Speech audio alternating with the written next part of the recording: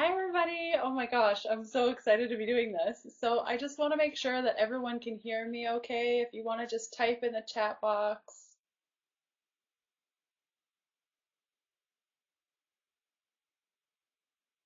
Anybody? Okay, awesome. Thank you, Lori. Let me know if any technical issues come up throughout our call. Feel free to just go on the side in the chat and let me know if you can't hear me or can't see me. So excited. Like I said, there's lots of questions for me to answer. So I'm going to get right to it. Again, if you have questions throughout, feel free to use the chat box, or you can also put it below where it says viewer questions and suggestions. If you don't know where that is, feel free to just put it in the chat box and I can add it to the queue. So yeah, we have a bunch of people here, super exciting. So we'll just get started. The first question comes from Jemmy, I believe, and it says, how adaptable is the meal planning to specific food allergies? So the keto beginning, when I was putting it together and also in my daily practice, it's dairy-free, grain-free, gluten-free. There's no sugar in the program either. There are eggs, and I try not to use as many eggs as possible. I find that the most approaches to ketosis are very high in eggs, so a lot of the breakfasts and stuff like that don't have eggs, but there are eggs in the meal plan. So if you're sensitive to eggs, the meal plan you may have to adjust a bit. A really good suggestion that I have for you, if the flax focaccia, which is one of the recipes from the book, if you're allergic to eggs, you can replace that with the thyme and onion crackers. It's one of the last recipes in the book, and that's a good replacement. And then if there's any other allergies, Jemmy, if you're online right now and you want to talk about which allergies you have, I'd be happy to go through that. In a couple of questions, I believe there's stuff about being vegan and vegetarian, so we'll get to that one as well. But if anyone has specific allergies and you don't have the book yet, or you do have the book and you don't know what to do, feel free to just ask me and I'll go through it. And we'll get going on the next question. Meredith, I'm going to put this one on air so everyone can see it. She says, I've heard a lot about low carb not being good if you have adrenal fatigue and hypothyroidism. Yet, I believe you have mentioned that you have both and ketosis has helped you. Can you please talk more about this subject? Yeah, totally I can. I'm actually working with a couple of clients right now that have hypothyroidism, and we're going through the steps of becoming keto adapted, working with their hypothyroidism. So to give a basic overview, it sounds like there's two parts to this question. The first one is adrenal fatigue, which I didn't know at the time until I naturally started going with ketosis, that my body doesn't convert cortisol properly. So I have a lot of cortisol floating through my body. And one way to help this, what my naturopath had also said, is that is a low carb diet. So with adrenal fatigue, a lot of people say, yes, it's low carb diets are good for adrenal fatigue, and no, they're not. Really, the issue that I've found in the research that I've done is that there's a couple of layers to this. The first is sugars cause adrenal fatigue, so it causes stress within the body. Anything that you eat that causes stress can affect your adrenals. So sugars or high carbohydrate foods, foods that are high on the glycemic index, they are going to cause stress in your body, which can lead to adrenal fatigue. The other piece is that adrenal stress causes catabolism. So that means that your body's starting to break down specific parts of yourself in order to balance out your stress. It goes back to that whole homeostasis piece throughout your body. So disturbed cortisol production and the regulation, let's say. So if a person, if their cortisol doesn't decrease at night, it's important, um, it causes rather insulin resistance. So say you have high amounts of cortisol in your body, chances are you're going to become very insulin resistant. So this is that your pancreas is pumping out the insulin nonstop, and your body's not responding to that insulin rather. Carbohydrate intolerance and obesity. So what was interesting in my blood work is that when we saw my cortisol levels increase, and they were very, very high, even when I'm supposed to be sleeping, when cortisol levels are high. And I did this through a urine analysis. It was a big process. Most naturopaths have access to these types of tests, and I found that urine was the best way to test along with blood. And so we were seeing that my cortisol levels were really high. But what was interesting too is that my DHEA was really high. And that's a very good indication that my body's not properly converting. And so carbohydrate intolerance comes when those cortisol levels are super high. Adrenal fatigue is very common, and then you're not processing carbohydrates correctly. Which is interesting because in our go, go, go lifestyle, most of us are adrenal fatigued, which means that probably a lot of us would benefit from reducing our carbohydrate load to increase our insulin sensitivity so that we can process carbohydrates metabolically rather correctly. So like I was saying with the catabolism, if you do have adrenal fatigue, something that I found with my own practice on myself as well as with my clients is a little bit increase of protein for the first little bit so that you can make sure that you're healing those processes. And that low carb diet, from the research that I've read and in working with my clients as well as myself, that low carb diet gives your body that ability to rest and recover. Because if you're constantly eating more carbohydrates, even in the 150 gram range, your body's not being given that break for your adrenals to properly heal.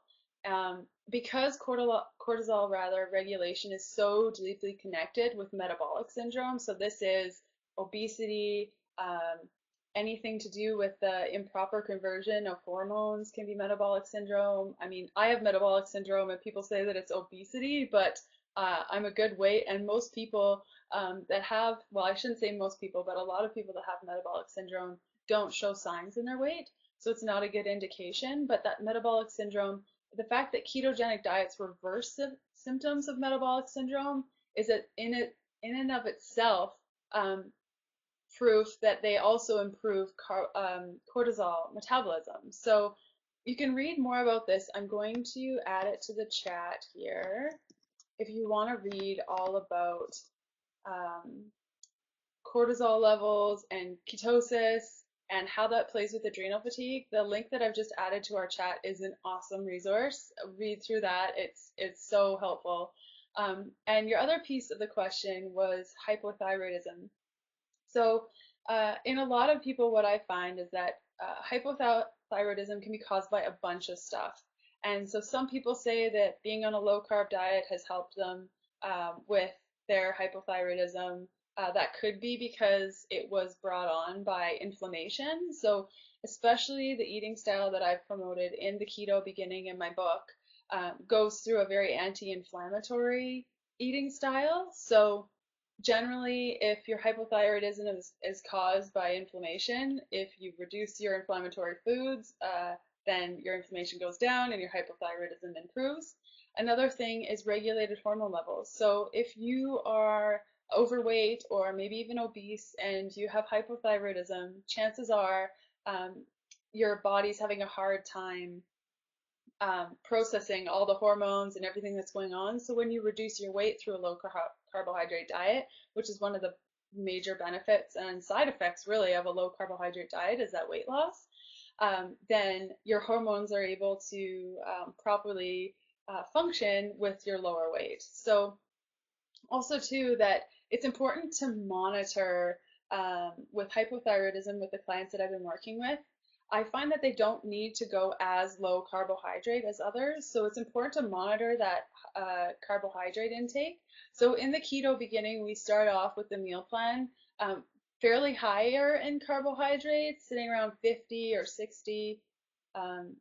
Lacey's saying that she has no sound. Are you guys hearing me okay?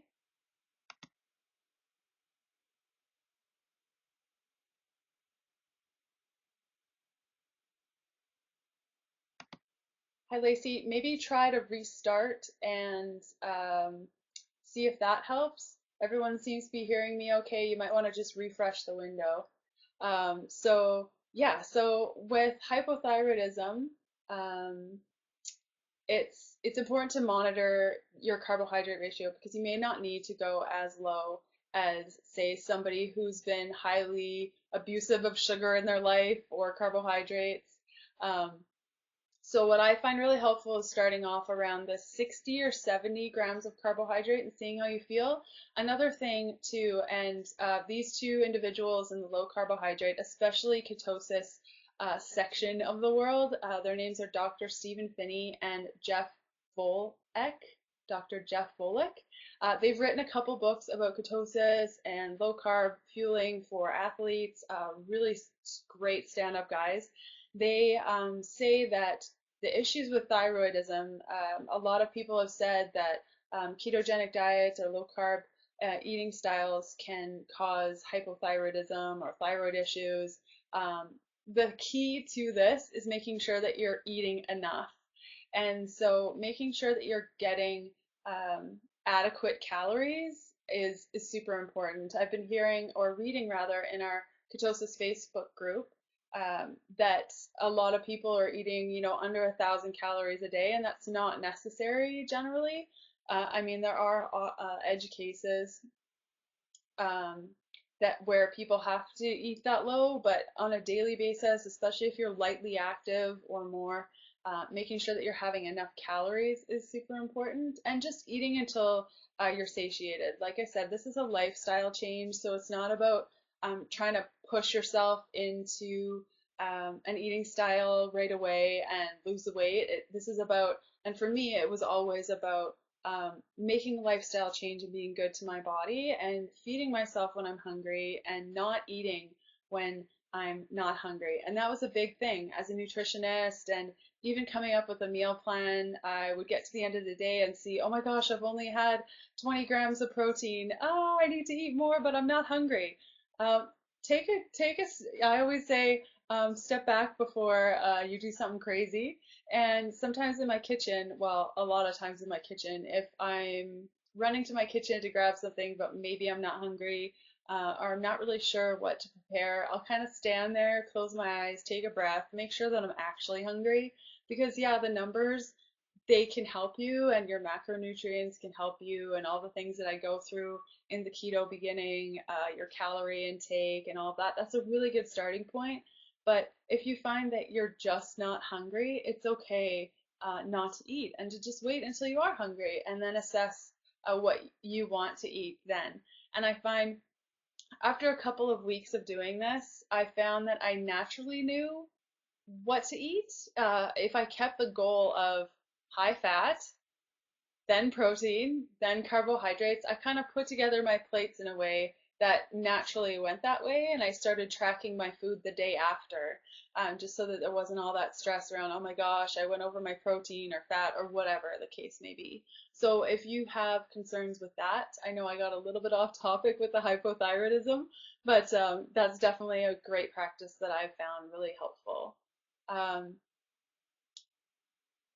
so the next question here is, can nutritional ketosis be done on a vegan diet? That's a super awesome question, and I'm getting that question a lot. So yes, it can.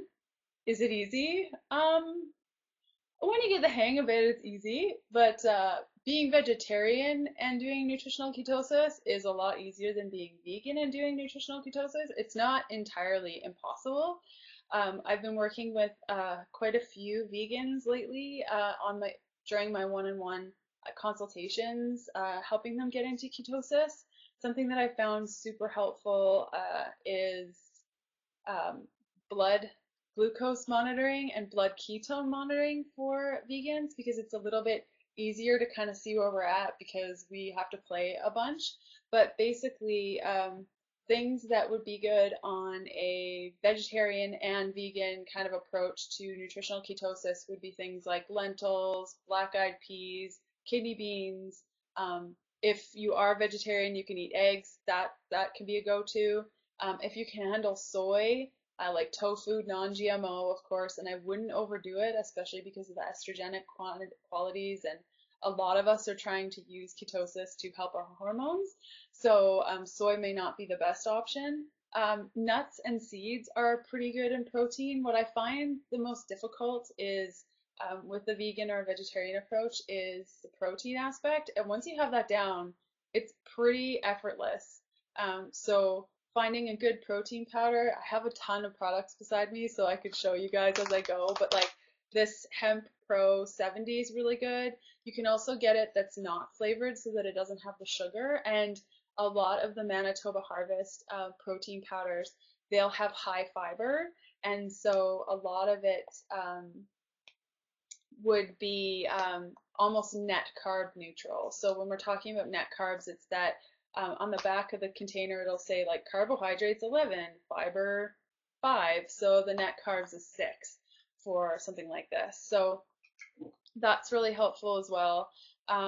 Things like nuts and seeds, like we talked about, Brazil nuts are pretty high in both fat and protein, almonds, pumpkin seeds, and then you can play around with grains in a way if you're not sensitive to grains. Things like barley, oats, buckwheat, wild rice, or millets. And then if you are sensitive to grains, you can do um, um, quinoa, which is high in protein. So you kind of have to balance it out because I'm finding that vegans and vegetarians, we can get away with increasing fat just a little bit more than your average bear and keeping protein around 10 to 15% of your overall intake. And sorry if I'm talking crazy speak, but in the keto beginning, it goes through your macronutrients, which are your proteins, your carbohydrates, and your fats. And so for vegans and vegetarians, it's important once you find that protein source through things like hemp protein powder or even hemp seed, and tracking the carbohydrates that way, it's much easier to fall into the fat sections and anything left over for that. So to answer your question, the keto beginning is really, really great at the beginning of the keto beginning for the guide section to really talk about what is ketosis and how is whole foods based ketosis work in your body, how are carbohydrates metabolized. So whether you're vegan or vegetarian, I highly recommend getting that portion of the book, and you get the whole book, the complete guide, plus the meal plan. And the meal plan could work for vegetarians, switching out the meat animal sources. If you do have fish, you can eat fish. But for vegans, the meal plan wouldn't be suitable because I do use animal proteins. There's a couple of meals where I've played around with using nut proteins and plant-based proteins, but overall, the meal plan does have animal protein in it. So I hope that answers your question about vegan, vegetarian. If you're interested rather in working with me on a one-to-one basis, I do offer one-to-one consulting if that's of interest to you. So I'm going to put that on air there now. It's at the top of the recording, and I'll also add it to the chat so that you have access to it. Let's just see here. So we call them Spark Sessions, and I'll just add it to the chat and you can take a look if you're interested. So the next question is, once we reach our goal weight, sorry, it went away. Once we reach our goal weight, how do we use ketosis to maintain our new weight? So I talk about this a little bit in the program, in the After 30 Days chapter, to talk about the different strategies that you can use once you've gone through the program. What do you do? So there's a couple of options. Right now I have hit my target weight. I fluctuate between 130 to 135 pounds any given time. Like this morning I was 130, but yesterday I was 134. So your weight's going to change constantly in that fluctuation. And so once you've hit your goal weight, I mean, that could be 30 days from now, that could be depending on how much you are interested in losing if you're doing this for weight loss. In that chapter, it talks about the cyclical practice of ketosis, which, to go back to our hypothyroidism and even our cortisol and adrenal fatigue issues, cyclical ketosis is really good for boosting your hormones, and that's something I've been practicing. I started about the 3rd week of my ketogenic journey, and this is every 7 to 10 days you eat more carbohydrates. So the way I figured it out is I just multiply my weight no, I don't multiply my weight, sorry. I take my weight, so 130 pounds, and that's how many carbohydrates I eat on my carb up days. There's a lot more calculations out there that are pretty complicated, but I found that that works for me. So on every 7 to 10 days, I eat more carbohydrates. It's almost like a reboot for your system. All your hormones get boosted, everything gets boosted, and you do gain a little bit of water weight. And then once you're keto adapted, which means that your body can go into ketosis very easily, or rather back into ketosis after you've had those carbohydrates. I'm back into ketosis by maybe the end of the first day after the carb up day, or sometimes the morning of the second day. So that is really helpful if you're doing ketosis on a regular basis, and this becomes an eating style for life. I've been doing this almost for 5 months, and I've been doing cyclical ketosis every 7 to 10 days. I try to do it every Sunday. I just naturally want more carbohydrates on Sundays, and so if I'm going to be going out with friends or anything like that, it's a really great practice if you still want to live your life. So that's a strategy. And also too, I talk about in the book about increasing your carbohydrates and finding your carbohydrate number. And this can be followed for life. So when I first got started, I started around 50 grams of carbohydrates a day, and slowly went down, playing around to 20 grams of carbohydrates a day. And you'll see that throughout the meal plan. Like some days are higher, some days are lower, some days have more fat, less fat. So it's really gives you the opportunity to say, okay, what worked in my body, what didn't, how did the fiber intake affect how I felt, and so you can really play along so that after that 30 days you have a good solid base of what works, what doesn't, and how you want to incorporate this. So to answer your question, now that I'm 5 months in and I've lost the weight that I wanted to lose, and I'm feeling really good. It's just about eating high fat every day, and then every 7 to 10 days I have those carb ups, and I've been playing around with increasing more carbohydrates. So I find I can usually sit around 75 grams a day, and it doesn't affect me too much. Now that depends on the activity that I'm doing, but it's a really good start. So I talk about that in the program as well if you want more details. Um, So next question comes from James. Let's see. Would you please review the best choices in winter vegetables, squashes, cabbages, etc., any that we should really avoid during nutritional ketosis? And he asks while eating spaghetti squash. Cool, yeah. So when I first started going in ketosis, I removed like all starchy everything. So no carrots, no squashes, no nothing. And then after the 30 days, I started playing around. I don't know if you follow me on Instagram, but I showed like a plate of fruit that I was eating, which turned out to be horrible. And I'll get to that in a second. If you guys want to know about the fruit experience, definitely feel free to ask. And then I played around with squashes, and I found that for myself, as well as many of my clients, I'm finding that the high starchy vegetables, things like carrots, potatoes, sweet potatoes, any of the like kabocha squash, um, any of those where you would be inclined to put butter or coconut oil on them to enjoy them is sometimes too high in carbohydrates to handle for a lot of people. So it really depends on the type of person you are. Now I can get away with spaghetti squash, and I find that that's really good. Fried in any kind of oil that you can get your paws on. Really awesome with a side of flax focaccia. So just based on what's going on in the season right now, things like Brussels sprouts are really great. Cabbages, asparagus, zucchini.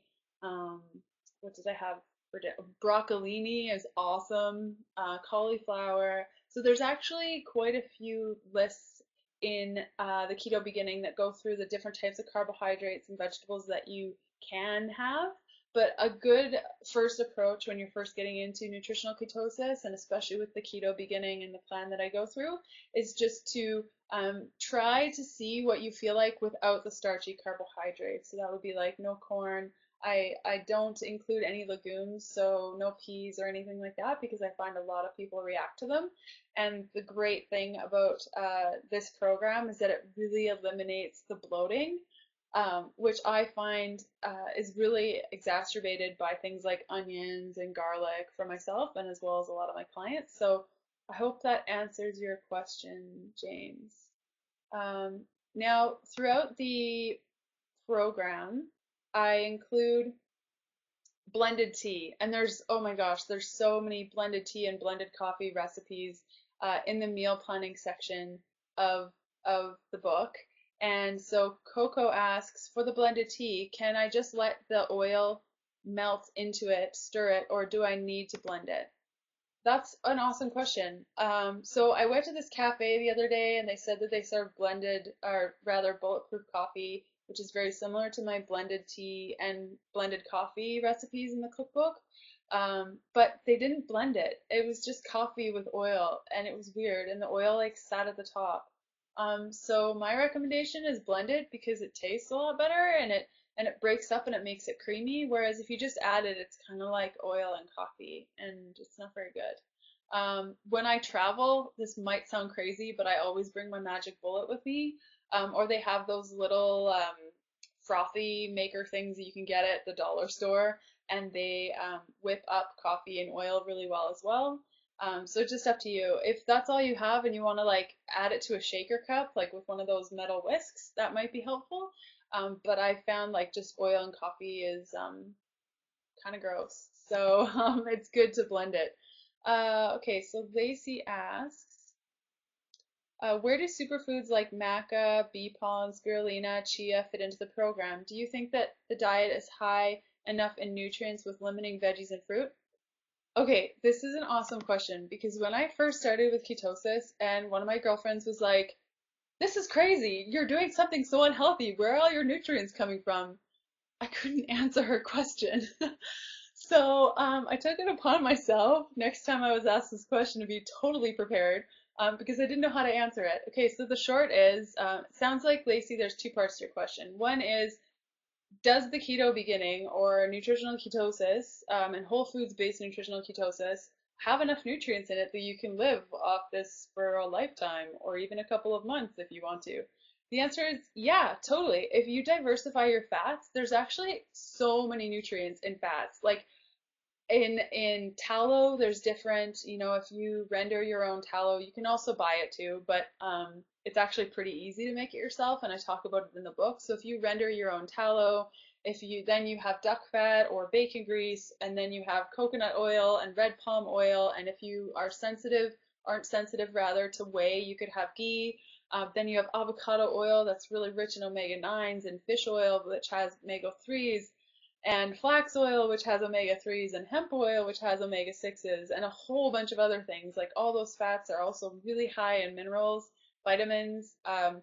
Red palm oil is shown to help your immune system. If you're baking in a cast iron pan with any of your stuff that contains vitamin C, you're getting the iron. So it's actually pretty rich. You actually don't need that many superfoods in order to meet your nutrient requirements. However, saying that, I do include a few superfoods throughout the program in the keto beginning, and I have been playing around with making blended coffee smoothies, which I'll be sharing a version of this on the blog on Sunday, and it uses chia seeds, and it's pretty exciting. So I encourage you with the blended coffee and tea recipes in the keto beginning, in the meal plan. I've tried to incorporate different strategies every single day, so that at the end of the 30 days, you've tried a bunch of different blended coffee, blended tea mixes. And if you're sensitive to coffee, you can always just use tea, any kind of tea. And in that, I mean, there's some that include raw eggs. That may not be your thing. I offer recommendations on what to use instead. There's some that use hemp seeds, coconut oil, coconut milk. So I've tried to diversify it in a way that you can really play. So your blended coffee tea is a really great place to use those superfoods if you want. In the program too, I talk about greens powder. And again, I have some right beside me. This is the stuff that I recommend. It's genuine health vegan greens plus O. If you're in the United States, it's called fermented greens. I believe it's fermented greens protein or something similar. So this is specifically formulated for people that are allergic to gluten and dairy. So there's no gluten or dairy in this. There is, however, a little bit of grains. There's no wheatgrass or barley grass or anything like that. But if you're super allergic to grains, I wouldn't recommend this. But I do react to grains and I do okay with vegan greens. So it's totally up to you. So that's where I get a lot of my greens. And I believe per serving, servings are 7 grams, and I think there's 2 to 4 carbohydrates in them. I can't remember. But my blood sugar doesn't react much to this, so it's a really great option for people that are interested in greens powder. If you have bee pollen or spirulina and you want to play around with that, feel free. I just add this to water, but you could add it to your blended coffee, or I shared a truffles recipe that's really good last week, and you could add your greens powder to that. So you can definitely play around with that. I find that maca is a little bit too high in carbohydrates for myself and sugars, but yeah, see how it goes. I've included, chia seed, hemp seed, and flax seed in the keto beginning, just because I find if I use too many superfoods, a lot of people get overwhelmed. So I've tried to make the program really accessible for everybody. So the keto beginning has those 3 superfoods in it and a couple greens powders. So I hope that answers your question, Lacey. One added. Okay. Corrine says, I second Meredith. I believe that was the question about adrenal fatigue and thyroid. I'm most apprehensive after reading some experiences of individuals feeling awesome for maybe 6 months and then feeling awful and their health declining. Then they end up having to incorporate carbs back. Would you say that this is where biodiversity plays a part? And would you recommend jumping in and seeing how we feel? I just don't want my Hashimoto's, I think is what that is, and adrenal fatigue to get worse. Totally, that's a valid concern. I agree with you. We don't want anything to get worse. What my recommendation and something that I found for myself is that I had tried everything and nothing was working. I went gluten-free years ago and that helped, but I didn't feel great. Like I didn't feel great. And then I started juicing and smoothing and that made me feel a lot better, but I didn't feel great. And then I removed dairy and grains and then I became paleo and I gained a bunch of weight because of hormone replacement. And I tried everything, like every eating style, every diet, nothing was working. And so for me, it was sort of like, okay, well, I've tried everything and none of it's working, so I guess I'll give this a try. And for yourself, it's really about baby steps. There's a lot of people in our Facebook group, especially, and clients that I've worked with, where we just go one step at a time. Maybe, this week you work on replacing your vegetables with low carb vegetables from the list in the keto beginning in my book.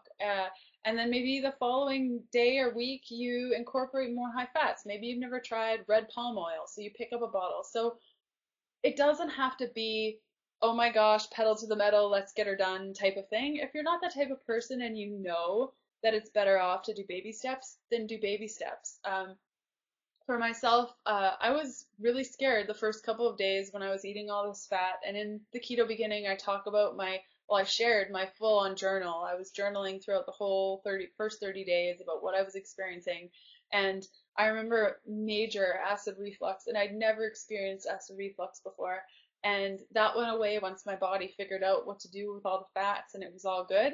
And so my suggestion is, yeah, if you've tried everything and it's not working and you're curious to see how your body feels being fat fueled and the mental clarity that comes with that and the weight loss, if that's what you're interested, that comes with that, definitely give it a whirl, see how it goes. I'm of the belief that our eating styles need to constantly change with where we're at in our lives and what's going on and how our body's evolving. So right now, this nutritional ketosis approach, being dairy-free and grain-free in the keto beginning, has changed the way that I live. And maybe it won't be like that in 6 months or a year. I have no idea what my body will be telling me at that point, but I know right now this is the best that I've ever felt.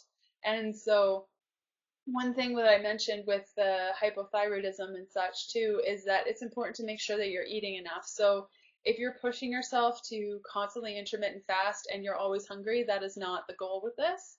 So it's important, if you're hungry, please eat. And I go through that in the keto beginning as well, and the meal plan should be a really great first beginning for you. So I hope that answers your question. Um, okay, this is a really good question from Rachel. What do you do when you crave carbs so much? Ah, I know the feeling. So that's interesting. The really cool thing about carbohydrates and glucose fueling is, okay, so say you wake up and you're hungry, and I see my husband do this all the time. So, and I used to do this too. So I get up and I make breakfast, and then I'm full, and then an hour later I'm hungry again. And so why does that happen? So generally, when we're hungry, our blood sugar is down low, and then when we eat, it goes up, and I'm talking about like carbohydrate foods, that sort of thing, that it goes up, and then about an hour later it goes back down again, which makes us hungry. And that signal of it being down, that sends a signal saying, oh my gosh, you need to refuel because your blood sugar's low, and we need to amp that up. So that's why people always say, oh my gosh, I get so hangry, I'm going to punch somebody in the mouth. And I used to be that puncher. And it's just because your body goes through shock, like it needs food right now.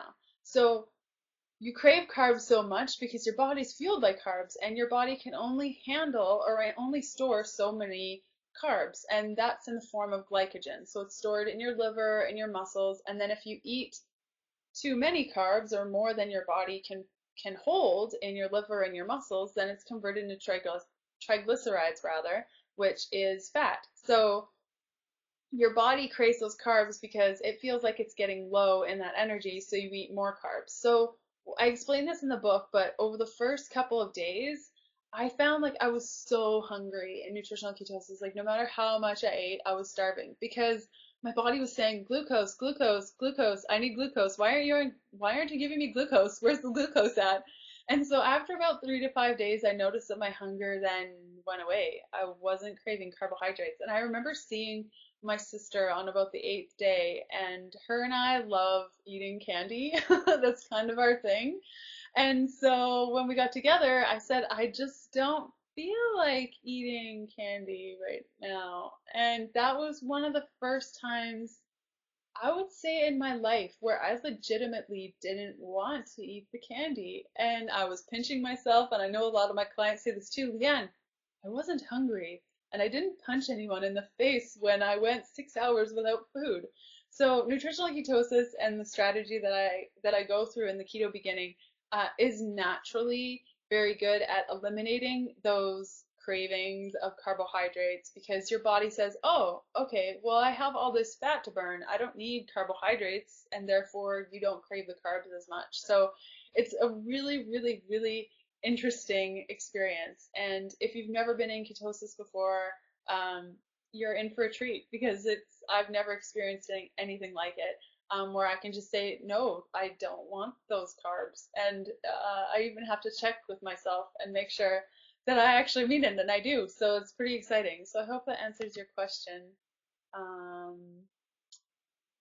oh, cool. This is really great. I'm glad that James is asking this. So James says, I enjoy Greek yogurt, plain. How can we fit this into the plan? I don't have a need to be dairy free. Yeah, the cool thing about ketosis is that it really can be done by anyone, really. Like we've talked about vegans and vegetarians.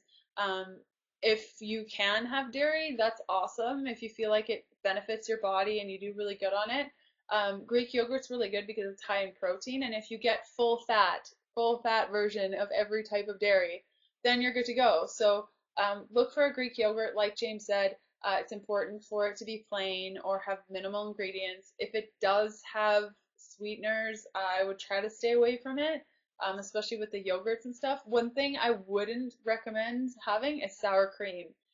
Next time you're at the grocery store, go and check out a bottle of sour cream, even if you're dairy free, and just giggle at how many ingredients are in that stuff. It's crazy. It just goes on and on and on and on. So sour cream, not so much, but any of the hard cheeses, or like I said, the full fat options. Greek yogurt's really good because of the protein, and definitely get the higher fat version.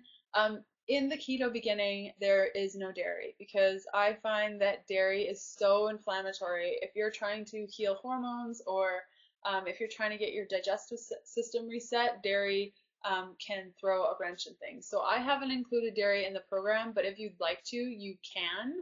James, for men that are following the keto beginning, what I recommend is increasing all of the meals by at least 50%. So that will cover your needs for the day. So if you want to include Greek yogurt, go for it. I would say you can count it as like a protein and a fat there. And I think a good swap would probably be if you were to just have that in addition to your blended coffee, and then play around with it from there. So I hope that answers your question, James. Really good because I didn't go through much dairy stuff in the book. And let's see what else. Oh, okay, awesome question, Maya. I hope I pronounced your name right. Maya says, how does alcohol fit or not fit into the program? On a similar note, what would be good recovery tips be after a bad day, especially with the holidays coming up? Awesome. Okay, so first, alcohol. Well, more like, let's talk about metabolism. So our body kind of prioritizes our fuel sources. So the first one is carbohydrates. Anytime there's carbohydrates in your body will burn that for fuel. Then is alcohol. So anytime there's alcohol in your body will burn that as fuel. Next, after the carbohydrates. And so then it goes to fat. So if there is alcohol in your system, your body will not burn fat as energy. If there's carbohydrates in your system, your body will not burn fat as energy. So the really interesting thing about alcohol, and I did a test, I still need to share this on the blog. I just have so much content all the time to share. It's hard to come up with the time to share it all. But basically, I was in ketosis and then I drank a thing of wine and my ketone production like plummeted. And then it was interesting. After about what I calculated to be about the glass of the wine, I think it was around 300 calories when all was said and done. After I burnt off that amount throughout the day, I think it ended up being like an hour and a half or 2 hours. My ketone production started increasing. So once you're keto adapted, and I talk about this in the book, the difference between being in ketosis and being keto adapted are kind of two different things. So when you first start off with the keto beginning and the meal plan, within a couple of days you'll be in ketosis, which means that your body's burning or building up ketones, probably going through your urine and the whole process which I talk about in the book. Being keto adapted is usually after that 30 days, and sometimes it can be quicker for some, slower for others. 30 days is about the average. Your body knows how to burn fat very efficiently. So for myself, like those carb up days I was talking about earlier, your body will naturally want to go back into that fat burning mode a lot easier, like it knows what's up. So when you drink alcohol, you're going to probably get out of ketosis pretty fast. And then once you burn that alcohol, you'll get back into ketosis. So one of the reasons why I hustled to get this plan out when I did is because, yeah, the holidays are coming up, and I hope that people who purchase the keto beginning and follow the program, by the time the holidays come up, they're going to be keto adapted. So you can be a lot more flexible with your eating. And in Canada, we already had Thanksgiving. So it was really, really cool to experience what it was like being around a ton of food with a ton of options and being able to maneuver around ketosis. And I almost have to say, I feel more free when I'm surrounded by friends or at restaurants. There's always high fat options. I mean, fat is pretty easy to come by, during Thanksgiving when there's lots of gravy, which I have always enjoyed but tried to stay away from because of the fat, but not this year. And I made a low carb stuffing that was pretty easy, and I'll be sharing the recipe on the blog in the coming weeks for those interested. You could even use flax focaccia, the recipe in the book, to make your stuffing this year. And but say you don't want to be high fat, low carb, and moderate protein on Thanksgiving or during Christmas. My whole thing is you make decisions as they come, and again, this is a lifestyle. It's not about punishing yourself for making the wrong choice. There is no wrong choice. Just check in with yourself. Indulgence is fine during the holidays, and you know, I think I calculated it's like it makes up 2% of your year, the whole holidays, and so really just check in with yourself. See if you're eating because everyone else is eating and you're not taking joy out of it, then you may want to step back. But if you're surrounded by people that you love, with food that was prepared out of love, who am I to say that? Or who, you know, it's staying in that negative space of I can't will only make this journey so horrible for you. And that's something that I've experienced myself. And so during Thanksgiving, if you're in the US, or during Christmas, if there's, you know, certain food that you want to try, like have a bite of it, see how you feel, check in with yourself, and just don't overdo it. So a lot of the times I find when I give myself, I say, you have a free pass, and then I go crazy and I don't even really enjoy the food. And so I try not to see it as a free pass thing. I think of it as I'm surrounded by people that I love, and I'm going to make smart choices for myself. And I found that during Thanksgiving, I was still able to eat everything that I would have wanted to eat and still maintain ketosis and rock at it. So it really depends. If you go totally crazy and whatever, the next day you wake up, just start eating high fat, low carb again. So if you've gone a ton of days and you've, you know, I hate the saying, but if you've fallen off the wagon, then just open up the keto beginning, start at the, you know, a day that you really enjoy, make a little bit of the food, get back into the groove of things, and just start fresh. And so that's kind of the way life works. I don't know if many of you are yogis, but something that I always like to say is when I'm in a yoga class and I'm having an awesome practice, and I think this goes for any sports or anything, you have good days and you have bad days. And so when I'm on my mat and I'm having an awesome day, I'm thinking, oh yeah, I'm going through all the moves. This is so great. I'm feeling so awesome. And then there's days where just nothing works and I'm tripping over myself and I'm falling over and I have no balance.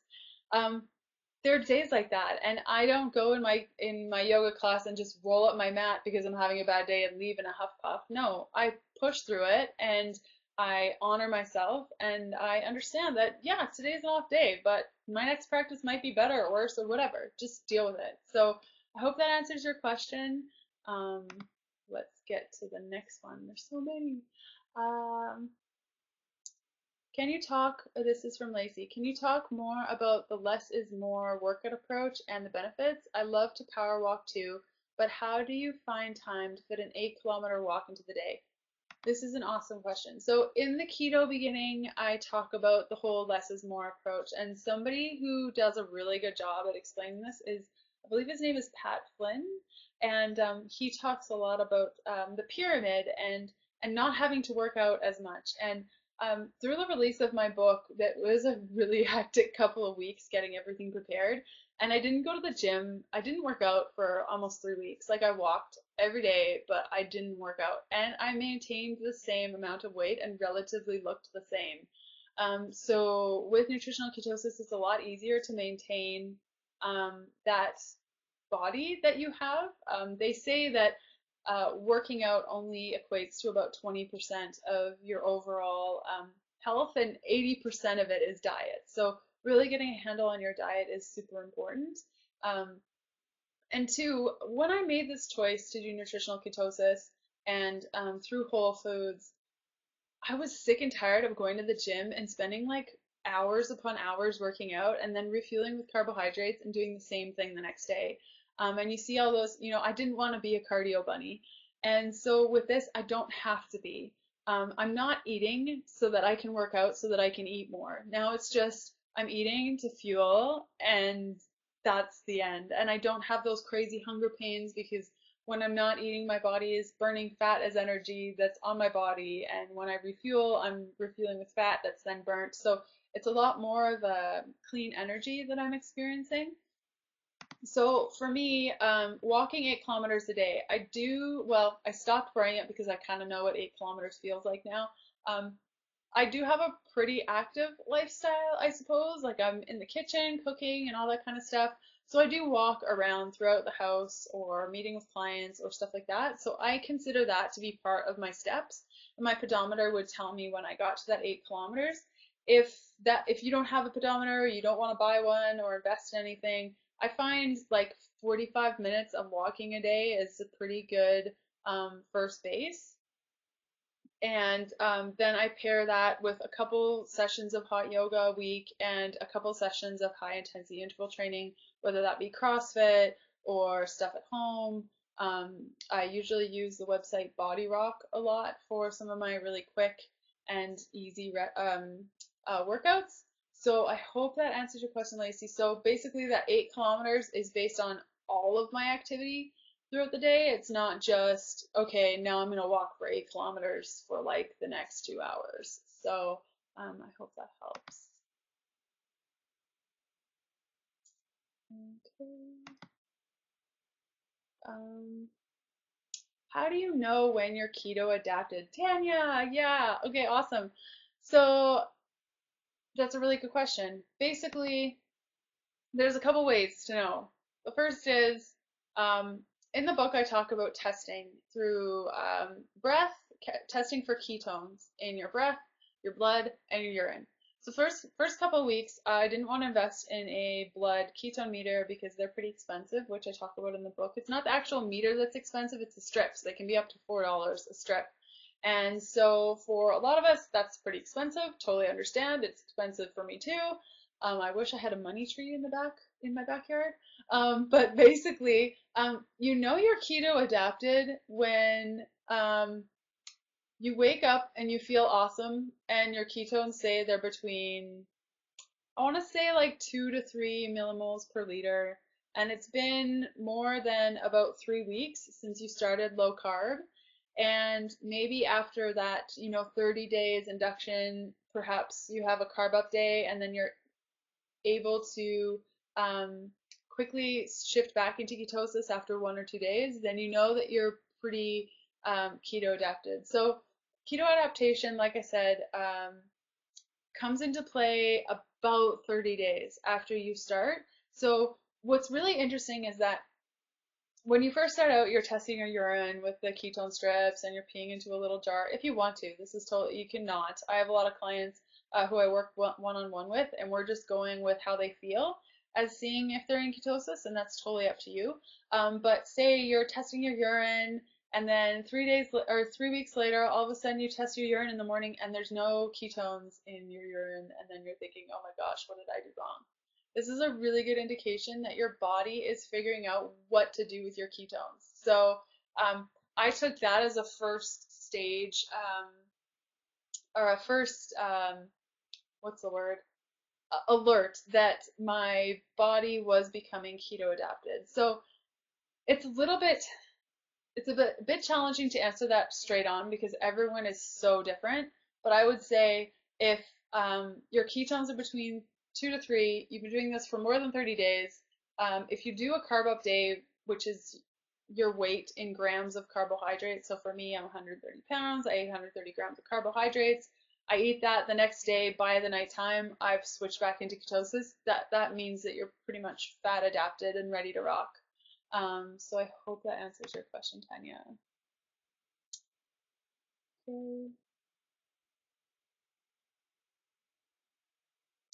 So Amy asks, I see the chart ranges that explain what nutritional blood ketone range is recommended. Can you explain what would cause our numbers all in range to fluctuate from between the lower end of ketosis to the higher end? I test at night and usually hit 1.4 to 2.1 millimoles.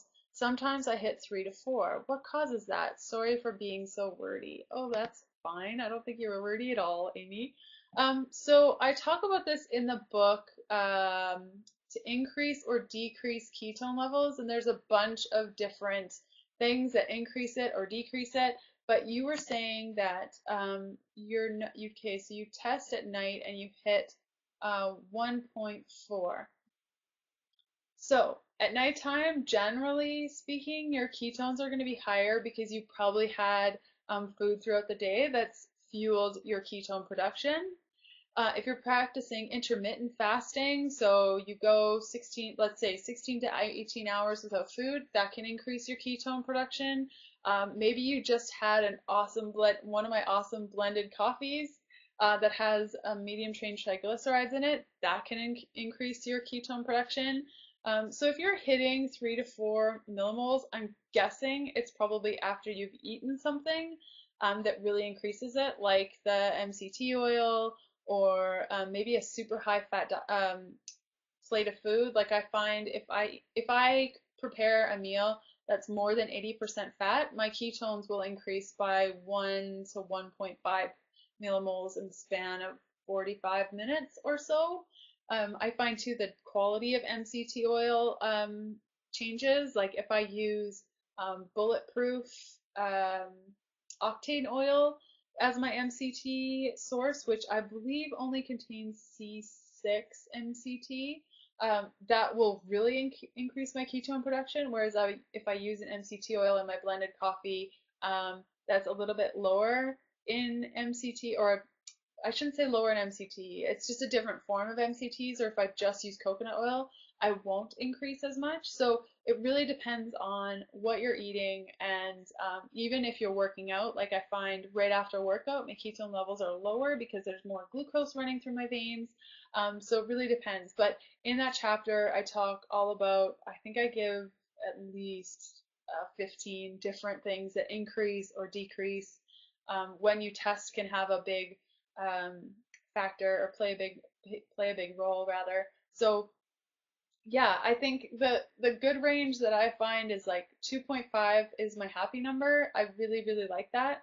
One thing I have experienced, especially lately, is that if you are sick or you have the flu or you're healing from something, maybe you just had surgery, your ketone production will be a lot higher when you're healing. So I found that when I was healing from a surgery that I had a couple of weeks ago, I found that my ketone production went up to like 5.6, and I was worried that I was in starvation mode, but I was eating and eating and eating and eating. So it was really interesting to see that when my body was healing, it was creating more ketones. So that could be it as well. If you're healing from something, maybe you had a cold or a flu, that can happen as well.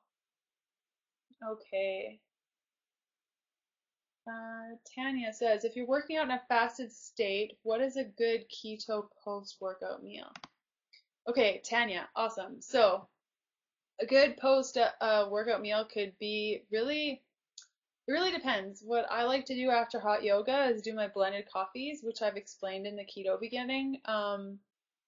And if I've had a good workout, say I've done like a pretty intense workout, I find adding powdered collagen to my blended coffees is really good. So you can do that just by 1 to 2 tablespoons of grass-fed collagen. I wouldn't recommend gelatin because it will congeal and it's kind of weird. I've tried it. And you can do that, or you can add protein powder to your blended coffee, or you could just do a protein shake with maybe an avocado, which are high in fat, a little bit of oil, and do it that way. You could use hemp milk as the base. You could add some greens in there. So I find that I do good with a balance of proteins and fats right after a workout. So in the keto beginning, I give you tons of recipes for blended coffee. I would say maybe use that as a guideline, and perhaps add, if you need to, add a little bit of protein if you are doing pretty intense workouts. Once I was a little bit in, a couple of weeks, I stopped eating before my workouts, and I found that that was really helpful in ketone development, and also actually made me feel better. I found that I was nauseous if I ate before a workout, which has never happened to me. Also really important too is making sure that you have enough salt in your body if you're working out, and the keto lemonade in the book is a really good strategy for that. I can't tell you how many clients I get emails from after our consultation, and they go to do a workout and then they feel gross, and I'm like, did you drink your keto lemonade? And they say no. And then I tell them to drink it, and then an hour later they feel awesome. So the keto lemonade is super awesome to use if you're working out or you're active at all. Okay, next question is from Jean. Hi. Joining late. I just got in from weightlifting class. Yeah, I ordered my breath ketone monitor today, but it won't arrive until November 26th. Boo. Suggestions? I don't want to wait that long to get started. Could I start with monitoring glucose? Also, what lancets do you recommend? Okay, perfect. So, a bunch of questions in this one. So first, awesome that you got a breath ketone meter. That's so cool. I don't have one yet. I have wanted to play around with it, but a lot of my friends in the low carb space have said that it's pretty accurate. So I'm interested to hear what you think of it. If you don't want to do blood ketone monitoring, I would recommend just picking up a thing of keto sticks. And that is a testing tool that you can get pretty much at any pharmacy for about $5. I like to do it every morning. You pee in a little container, you dip the stick in, you count to 15, you check your ketones, really good indication. It'll probably only work for a couple of weeks. Some people are able to use it throughout their entire ketosis experience. Myself, I lost the ability after 3 weeks. My body just figured out what to do with those ketones in the urine and stopped putting them in my urine. So that's really good if you're wanting to start testing right away. You can just go to a pharmacy and pick that up pretty easily. And then the other part to your question was, yeah, if you want to start monitoring glucose, you definitely can. I find that there can be a good connection between glucose levels and ketone levels, and sometimes there isn't. So with the keto beginning, something that was really important to me is the whole moderate protein thing, because before this, I thought that Atkins which was what I believe to be super, super high in protein, and protein is all you ate. And there are different levels of Atkins now that I've learned and different ways to go about it. But basically, what was important to me when I was putting together the keto beginning is for it to be moderate protein, because if you're eating too much protein, your body is going to convert it into glucose, and your blood sugar is going to rise rather. And so when it goes through that rising action, you still can be in ketosis, even though your blood sugar may read like 6 or higher millimoles per liter. So I like to monitor my glucose. I don't really do much monitoring anymore because I know what it takes to be in and out of ketosis. So it's really up to you what you want to do, but I found that glucose monitoring was really interesting when I could see when I have stevia, what does it do? When I drink coffee, what does it do? When I have my greens powder, what does my blood sugar do? So it's really great to understand how your body reacts to different things. And I was really surprised to see that stevia did increase my blood sugar. Definitely not as much as, say, like corn syrup, or I even tried coconut sugar and it raised it more, but stevia still did increase it. And then after I ate the stevia, my blood sugar increased and then would crash, and instantly I would feel hungry. So it was really cool to see. So if you're wanting to get to know your body on a deeper level, I find glucose monitoring to be one of the coolest tools. And also too with stress. If I have, like, for instance, before our call, I tested my blood glucose this morning, and it was pretty low. I think it was 3.8 millimoles per liter. And then today I ate really well, like I had what I always have, and my blood sugar should be around 4, but it was 4.9 because I was nervous for this call. And so it's interesting to see how your blood glucose can interact even or be affected rather by your thoughts and your emotions and the different hormones that are going through your body depending on how you're feeling. For lancets, I use a Precision Ultra X for my ketone measurement, and I can't remember the name of the one that I use for glucose, but it's in my book. In the Keto Beginning, I talk about which one I use, and I even created a link for that, so you can just click the link and it kicks you over to Amazon and you can see what it is and which strips I recommend. So I hope that helps. Okay. So Kathy asks, with regards to keto sticks, so those are the strips that you use to test your urine, what is the difference between trace and large amounts? Does it matter if there is only a trace? Once you're in ketosis, you're in, or should you strive for larger amounts? So I talk about this a little bit in the book. Well, actually, quite a bit in the book about testing. I was like testing, 1, 2, 3 chapter.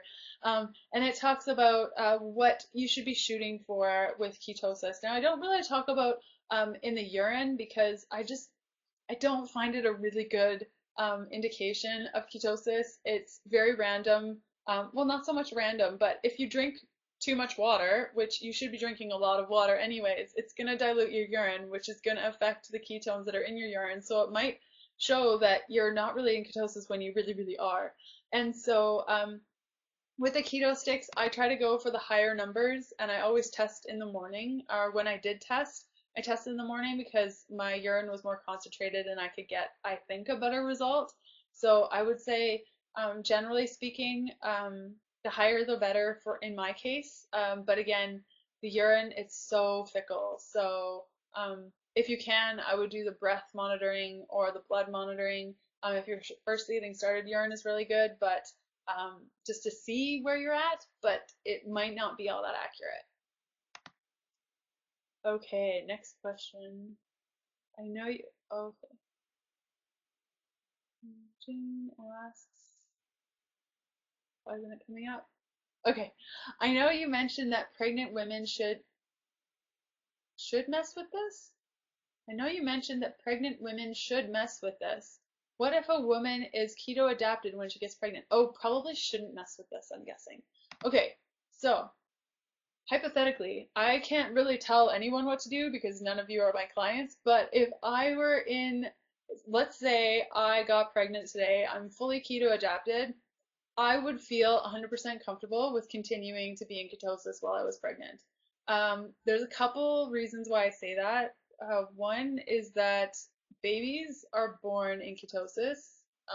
They're given breast milk for say 6 months at least before they have food. I would hope if you're able to breastfeed that long. Um, and so that's all they're getting, and all that is fat. And yes, there are sugars and there's carbohydrate, but most of it is fat and protein. And so babies are in ketosis for the first couple months of their lives. So for me, just seeing what the research and reading what I have read and knowing my body, I feel like any nutrients that I would need as a pregnant woman would be delivered to the fetus just fine. And yeah, I would totally be in ketosis. Now, if I was pregnant, let's say I was a couple weeks pregnant, a couple months pregnant, and I was like, hey, I want to try this ketosis thing. Personally, if I was early, like if I was in, the first trimester, I would probably give it a shot personally. If I was in the second or third, probably not, just because you don't know how your body's going to react to it. Chances are you'll be fine, but let's say you don't eat enough electrolytes and you haven't really gotten the hang of it, and you end up having a really bad case of keto flu. Keto flu is generally because you're not eating enough electrolytes, and I talk about this extensively in the book. I would say that this is like the majority of the book because my first couple of weeks were pretty harsh because I had no idea what I was doing, and I felt like absolute garbage. And so I've made sure that the keto beginning is very, very, very focused on making sure that this does not happen with your experience. And that's something that I found was lacking in a lot of the resources, the ketogenic resources out there, is that they don't really talk about how to avoid this. So if I was in the second or third trimester, I probably wouldn't go into ketosis if it were me. Now I get a lot of questions about breastfeeding and going ketosis. If you have a lot of weight to lose, like let's say like 20 pounds or more, if you're losing a lot of weight in ketosis, it's probably not a good situation just because when you burn fat, you can release toxins because there's a lot of toxins in your fat cells that are stored there. And when you release fat, when you're burning fat, there's a lot of toxins that get moved around and stuff like that.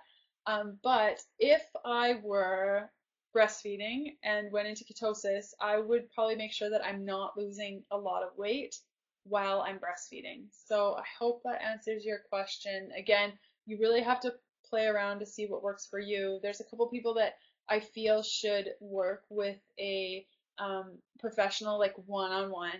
in figuring things out. If you are pregnant, maybe if you're breastfeeding, if you're a little bit confused and stuff like that. Diabetes type 1 should definitely work with a one-on-one with somebody, and somebody that has existing kidney issues. So a lot of people say that the ketogenic lifestyle or low carb eating can cause an issue with your kidneys. This came from a study that was done saying that high protein diets cause issues with your kidneys. I can link up to the study. I think I have actually in the keto beginning. I'm just showing the difference between the two diets. But when it comes to kidneys, it's just your kidneys operate differently when you're in ketosis than when you're not, and they're filtering differently. And so I find like drinking enough water is usually enough to make everything be fine. So I hope that answers your question. Just a couple more. Heather says, to follow up on your workout question, how should endurance athletes adapt the program? My weekend workouts can easily be 3 to 4 hours, and I'm concerned about fueling and recovery. Okay, so the keto beginning, the calories range between 16 to 1900 usually. Sometimes I hit 2000. Some days now I hit 2400 depending on what I'm doing. So my recommendation would be the first part of the keto beginning, the guidebook, awesome for you, definitely read it. The second part, the meal plan, if you're requiring a ton more calories, even if you're, the same piece that I talked about for men, I would double up on all the portion sizes and just double whatever I say to eat, and that's a really good way of going about it. In the book, I mentioned multiple times about a book about endurance athletes and low carb living and ketogenics, so you can definitely check out that. Now I can easily do a 15-kilometer run, no issues at all. Once you're fat adapted, it becomes a lot easier to do those long training times where you don't feel burnt out. But I find, and I go through this in the book as well, is that when I was first getting going, it was really challenging for me to work out. I think because I wasn't doing the electrolytes, I didn't have the keto lemonade, I was making poor choices because I didn't know what I was supposed to be doing or how it was going to react in my body. So a lot of the recommendations that I offer in the book will help mitigate that feeling that I had so that you don't have to go through what I went through. But if you're going long periods of time where you're working out, say 3 to 4 hours, you can also do like fat-fueled snacks. Some of my clients pack along macadamia nuts with them. Sometimes they'll eat before like a higher fat snack. Chia gel is also really good. So if you just mix chia seeds with water, you can take that while you're working out. And then after, like I talked about the post-workout meals and the blended coffees and stuff that you could do after. I am hoping to do a little experiment, hopefully in the spring, if I'm still rocking this way of eating, which, I mean, based on how I'm feeling now and everything awesome that I've experienced and the transformation I've had in my own life, I'd love to do more of a case study on myself on what happens when you have to endurance train in ketosis. But those two doctors that I mentioned at the beginning of our call, Dr. Stephen Finney and Dr. Jeff Volek, have written extensively on endurance training and ketosis. So if your question is, oh my gosh, I don't know if this is possible, it totally is possible. And there's actually a couple of like ultra marathoners and stuff that have used ketosis and actually won races on this. So once you're fat adapted, you have so many calories at your disposal at all times. Like you have, depending on your fat ratio and your lean muscle mass, you have something like 50,000 calories to use in your body without having to fuel. Whereas a glucose burning athlete has like a couple thousand. So you have a major step up against all the other people that are being glucose fueled because you can go so far without having to fuel. So it's pretty cool. So I hope that answers your question, Heather.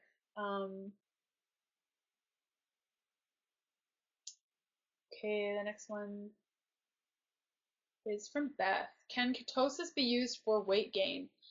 Say for a male that is celiac and has never weighed more than 120 pounds. Heck yeah, it can. So Beth, in In the keto beginning, I talk about 3 different strategies for the keto beginning. So first, yeah, totally, you can lose weight, you can maintain weight, and you can gain weight.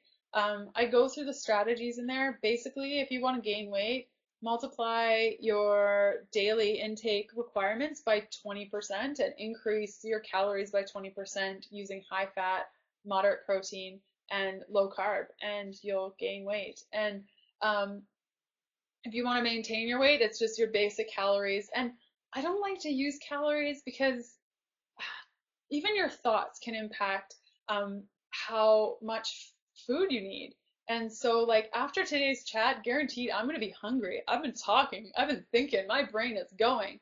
So, chances are I'll need some food because I've been using my brain a lot. And so, the calorie thing isn't a really good indication. And there's been lots of studies now that the calorie myth is pretty up there. And it's interesting. I was watching a video last night, Carb Loaded. It's a new documentary about how our society is eating carbs and how it came about in the 60s, and how before then we really didn't count calories. We didn't know what calories were. We ate fat and we didn't eat a lot of carbohydrate, and obesity rates weren't what they are today. Our kids weren't overweight, and so it was a really cool video about just showing that um, just because we're counting calories and stuff like that, it doesn't mean that calories are really all that accurate. And there can be times, like there can be days where I have 2,700 calories and all I've been doing is working and I'm just starving.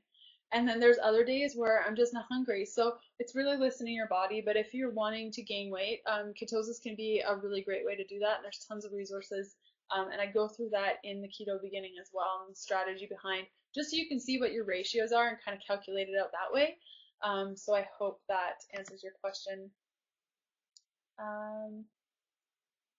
Says, one more quick question. Are you still taking hydrochloric acid supplements, or do you find that this diet is great for your skin? Okay, first off, I didn't really blog about this because I did mention it in a couple blog posts, but a couple of months after I started with the hydrochloric acid, and thank God this didn't happen on my wedding day, because I remember taking the hydrochloric acid before I walked down the aisle. But on my birthday, we were in Montana because there's this place in Montana called Stella's Kitchen and Bakery, and they have gluten-free, dairy-free pancakes as big as like bigger than your face, and that's what I wanted to do for my birthday. So I wake up, we're in Montana, we're ready to go and drive even further than we drove the day before because it's all the way in Billings, which is like a freaking long drive. Anyways, so I wake up in the morning and I have hives all over my body, everywhere, and then I have a hard time breathing and I'm panicking, and thank God I woke up. And anyways, so we rushed to the hospital. Long and the short of it, I reacted to the fenugreek in the hydrochloric acid supplement. Um, so I went into anaphylactic shock and the whole bit and the EpiPens and everything else. So I have not taken hydrochloric acid since then. I did actually try a fenugreek-free hydrochloric acid a couple weeks later, and I went into anaphylactic shock again. So I feel like there may be a connection, and I know this now, that there's a connection between fenugreek and peanuts. So if you're allergic to peanuts, you shouldn't be taking fenugreek. And I did update the blog post on hydrochloric acid and betaine HCl on people that have peanut allergies, and that they shouldn't be having this if they have peanut allergies. So for me, I have not been taking hydrochloric acid. The reason I recommended hydrochloric acid for acne and just skin issues in general is usually because of digestive issues. But I find doing nutritional ketosis, my skin's been awesome, like really flawless. I have friends that are asking me if I'm still using the hydrochloric acid, and my answer is always no. You just need to try ketosis because this is the next awesome thing. So yeah, if you want to continue taking the hydrochloric acid just to help with your digestion, that's awesome. You definitely can. But I found that ketosis has helped my skin.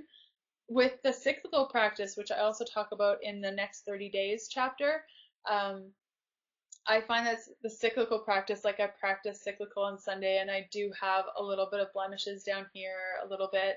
Um, it can impact your skin. So if you are practicing those carb up days where it is going to boost your glucose levels, just be prepared that your skin will probably react in some way.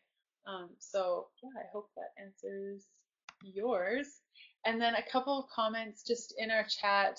Um, Jean was saying that the info on moderate protein is very new to her, and it was for me too. We didn't even learn that in school, but it makes sense because a lot of people think that if you just eat too much protein, somehow it just like goes away. I've chatted to a couple of trainers and stuff like that, and they say, yeah, if you just eat too much protein, if your muscles don't need it, it just goes away. I'm like, where's it go? It has to go somewhere. And so protein, especially animal protein, especially if you think about it, there's glycogen in that protein. So of course your body's going to convert it into glucose if you have enough protein. So it was really cool when I did the experiment with my glucose levels and monitoring everything. There was a day that I find my protein number is 65 grams. No matter what I do, if I go over 65 grams, it's going to increase my blood sugar. So I had a 100-gram protein day just to see, because before ketosis, I would eat 100, 125 grams a day of protein easily. And sure enough, as soon as I had that extra 30-ish grams, my blood sugar skyrocketed up to like 7.8, and my ketone production was decreased massively. So it was really cool to see that my body was reacting to that increase in protein by converting it into glucose. Who knew, right? So yeah, I think that just about does it for all the questions and such. Um, I've included a link above this video to the Keto Beginning Facebook group. If you haven't already joined it, please do.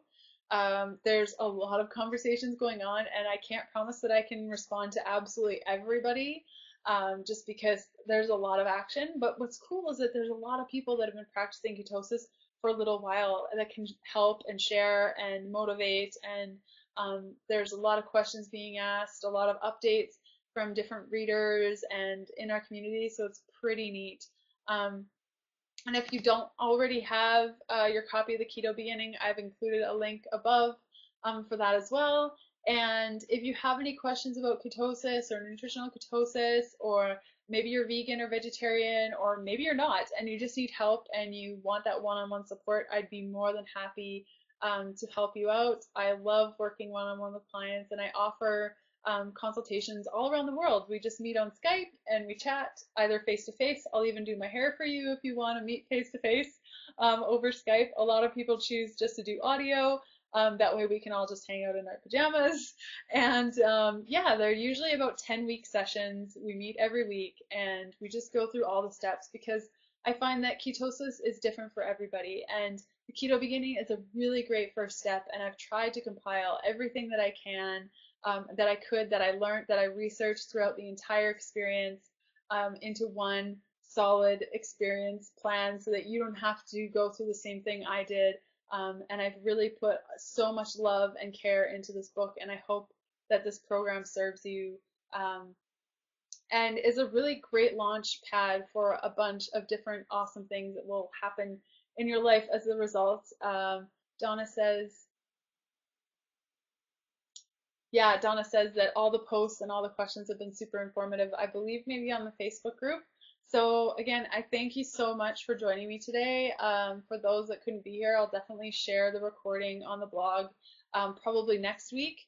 And if you missed anything, or you started early or late or whatever, feel free to link up to that, and you can see it probably next week if you missed anything. So yeah, if you have any questions, you can email me. My email is info at healthfulpursuit.com. And if you choose that you want to work with me individually, I'd love to work with you. And if you already have the book, I'm so happy you do. I hope you're enjoying the program. And if you are, and if you're seeing great results, I'd love to hear that too, because it's always makes my heart so happy when I hear that my work is impacting people, and that all that hard work was worth something, all those sleepless nights and not working out for 3 weeks. Yeah, thank you so much for being here. I'm so appreciative, and I'm sure we'll do more of these in the future. And now I am going to drink all these greens because I talked so much. Okay, bye guys. Thank you so much.